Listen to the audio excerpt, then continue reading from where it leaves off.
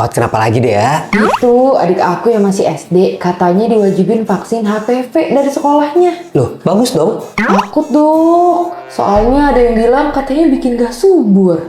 Ya ampun, mitos dari mana lagi sih ini? Yuk kita bahas.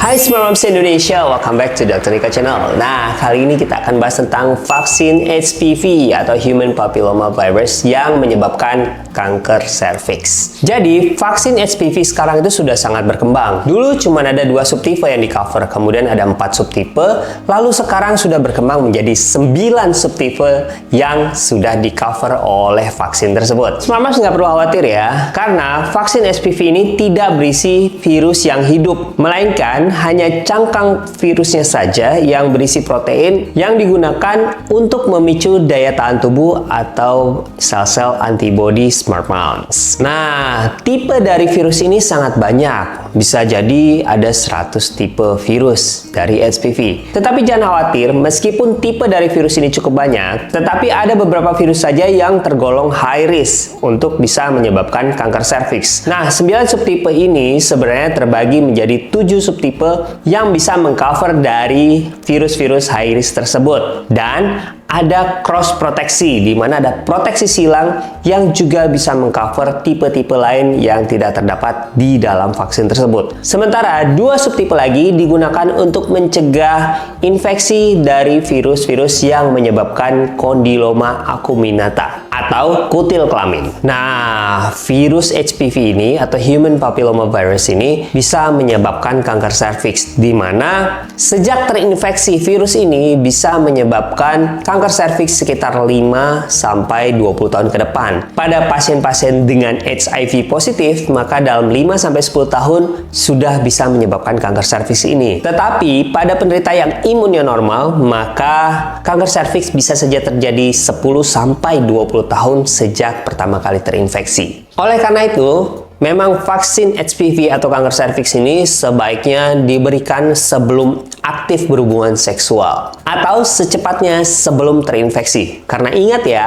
vaksin bukanlah obat. Vaksin hanya berfungsi untuk mencegah infeksi baru yang masuk menginfeksi tubuh Smart Moms. Oleh karena itu, sudah dicanangkan oleh pemerintah saat ini bahwa anak-anak usia 11 tahun sudah bisa diberikan vaksin tersebut. Sementara di luar negeri seperti Amerika, di mana usia berhubungan seksual pertama kali lebih awal, maka diberikanlah vaksin tersebut pada usia 9 tahun. Nah, apabila Smart Moms sampai saat ini juga belum pernah mendapatkan vaksinasi dari HPV ini, sebaiknya Smart Moms lakukan pap smear terlebih dahulu untuk mendeteksi adanya virus tersebut ataupun kemungkinan sudah terjadinya perubahan sel akibat kanker serviks tersebut. Ingat ya, vaksin kanker serviks ini tidak akan menyebabkan kanker serviks, tetapi hanya berfungsi untuk mencegah infeksi baru dan tidak bisa mengobati proses yang sudah berlangsung. Sehingga apabila sudah terjadi proses yang sudah berlangsung seperti perubahan sel,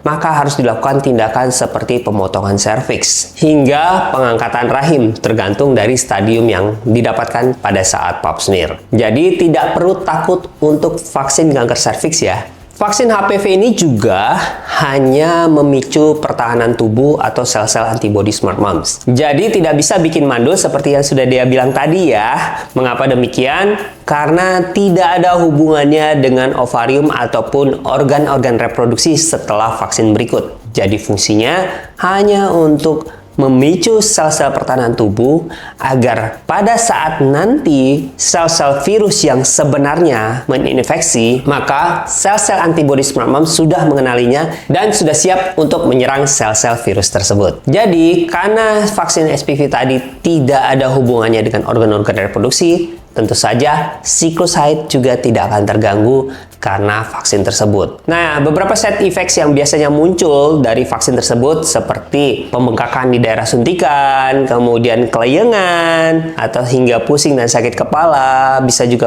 badan merasa seperti lemas. Hal-hal tersebut disebabkan karena adanya aktivasi dari sel-sel antibodi smart mumps yang menyerang cangkang virus tadi untuk memberikan pengenalan pertama dari sel-sel antibodi smart mumps terhadap virus HPV. Nah, selain itu, dosis vaksin HPV yang diberikan pada orang dewasa dan anak-anak berbeda ya. Nah, dosis yang diberikan pada anak-anak yaitu pada bulan ke-0 dan 6 bulan setelahnya. Jadi, hanya 2 dosis saja. Sementara pada dewasa diberikan 3 dosis di mana diberikan pada bulan ke-0, lalu 2 bulan setelah penyuntikan pertama dan 4 bulan setelah penyuntikan kedua. Sehingga dalam 6 bulan vaksin tersebut sudah selesai dosis penyuntikannya. Jadi Smart Mumps nggak perlu khawatir lagi ya. Oleh karena itu, mari kita dukung program pemerintah untuk menekan kejadian kanker serviks di Indonesia ya. Yaitu dengan membantu memvaksin anak-anak Smart Mumps sejak usia 11 tahun atau setidaknya sebelum aktif berhubungan seksual. Dan jangan lupa untuk tetap melakukan pap smear apabila sudah aktif minimal 1 tahun berhubungan seksual. Jadi gitu deh ya. Dan Smart Mumps, paham kan? Apabila Smart Mumps masih punya pertanyaan lain, boleh nih tulis di kolom komentar di bawah atau kunjungi Instagram saya di Nicholas_SPOG. Dan ingat-ingat untuk like, subscribe, dan share video ini supaya saya tetap bisa menjawab pertanyaan Smart Mumps se-Indonesia.